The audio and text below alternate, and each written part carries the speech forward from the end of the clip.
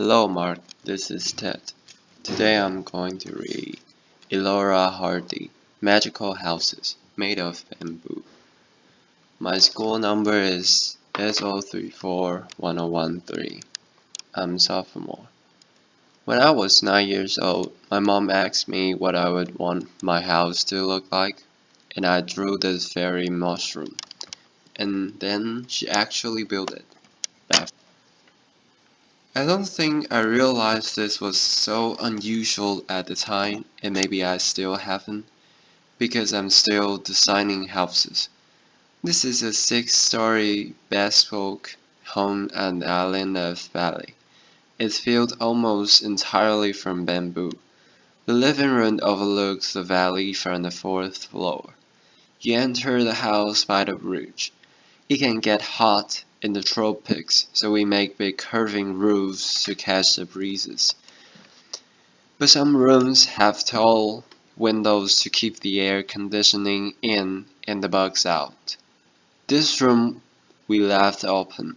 We made an air-conditioned, tinted bed, and one client wanted a TV room in the corner of her living room. Boxing off an area with tall walls just didn't feel right, so instead we made this giant woven pot. Now we do have all the necessary luxuries like bathroom. This one is a basket in the corner of the living room. And I've got to tell you, some people actually hesitate to use it. We have not quite figured out our acoustic installation. Laughter. So there are lots of things that we're still working on, but one thing I've learned is that bamboo will treat you well if you use it right. It's actually a wild grass. It grows on otherwise unproductive land, deep ravine mountainsides. It lives off rainwater, spring water, sunlight, and of the 1,450 species of bamboo that grow across the world. We use just 7 of them. That's my dad. He's the one who got me building with bamboo, and he's standing in the clumps of Dendrocalamus Aster Niger that he planted just 7 years ago. Each year, it sends up a new generation of shoots that shoot. We watched it grow the meter in 3 days just last week. So we're talking about sustainable timber in 3 years. Now we harvest from hundreds of family-owned clumps, baton, as we call it. It's really long, up to 18 meters of unstable length. Try getting that truck down the mountain. In this run, it has the tensile strength of steel, the compressive strength of concrete. Slam 4 tons strain down on a pole, and it can take it. Because it's hollow, it's lightweight, light enough to be lifted by just a few men or apparently one woman. Laughter applause. And when my father built Green School in Ballot, he chose bamboo for all of the buildings on campus because he saw it as a promise. It's a promise to the kids. It's one sustainable material that we'll not run out of. And when I first saw these structures under construction about 6 years ago, I just thought this makes perfect sense. It is growing all around us. It's strong, it's elegant, it's earthquake resistant. Why hasn't this happened sooner, and what can we do with it next? So, along with some of the original builders of Green School, I found Ibuku. Ibu means mother, and Ku means mine. So it represents my Mother Earth, and that Ibuku. We are a team of artisans, architects, and designers. And what we're doing together is creating a new way of building. Over the past 5 years together, we have built over 50 unique structures, most of them in Bali. None of them are at Green Village. You've just seen inside some of these homes, and we fill them with bespoke furniture. We surround them with veggie gardens. We would love to invite you all to come visit someday. And while you're there, you can also see Green School. We keep building classrooms there each year, as well as an outdated fairy mushroom house.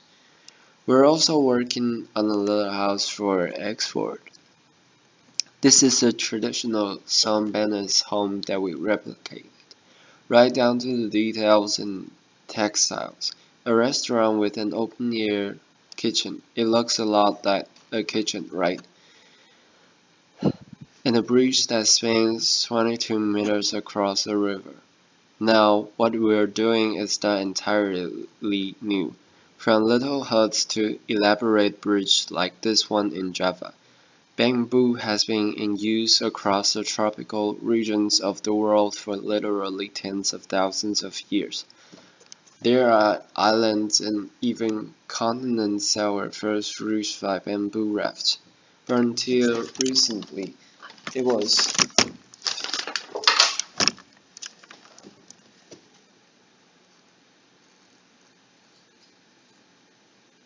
There are islands and even continents that were first reached by bamboo rafts, but until recently it was almost impossible to reliably protect bamboo from insects.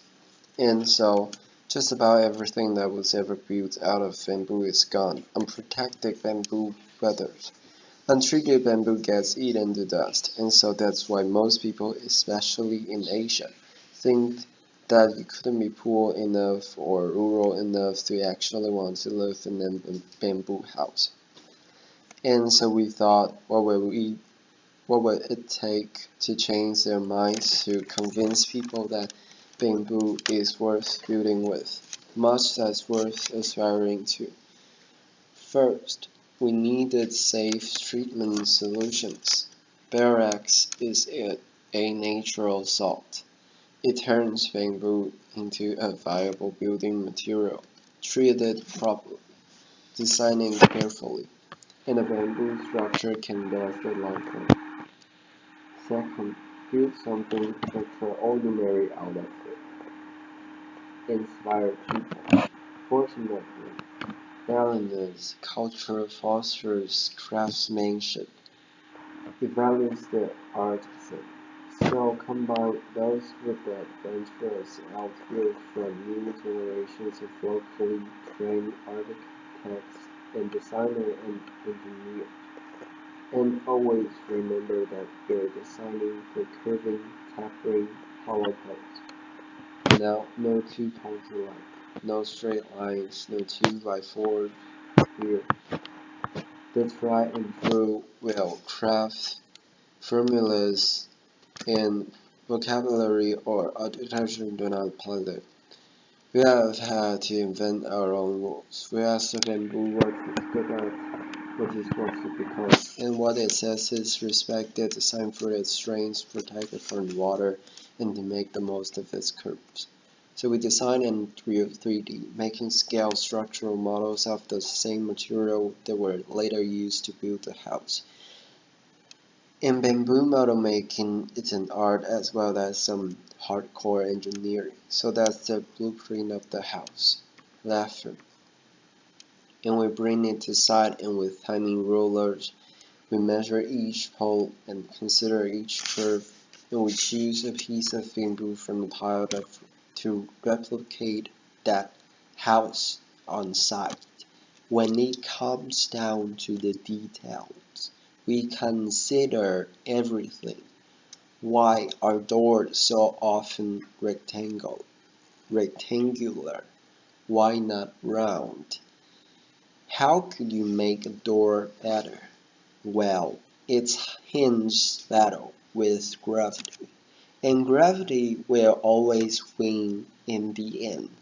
So why not have it pivot on the center where it can stand balanced?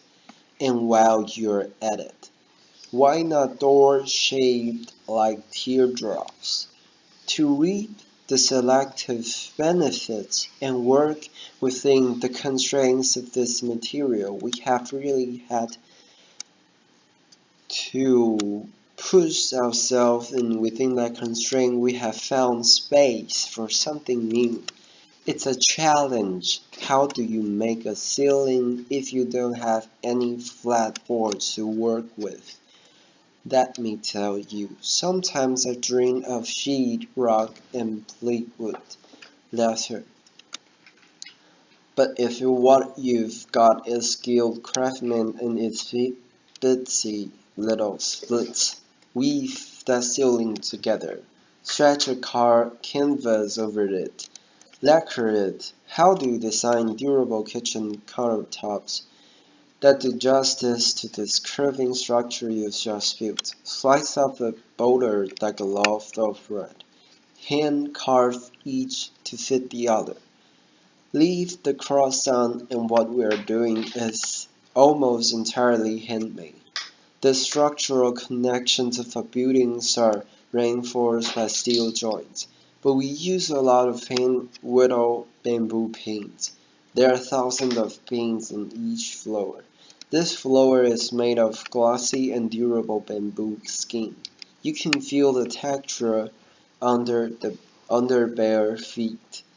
And the floor that you walk on, can it affect the way that you walk? Can it change the footprint that you ultimately leave on the world?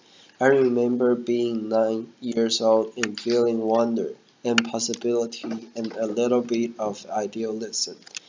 And we've got a really long way to go. There's a lot left to learn, but one thing I know is that with creativity and commitment, you can create beauty and comfort and safety and even luxury out of a material that will grow back.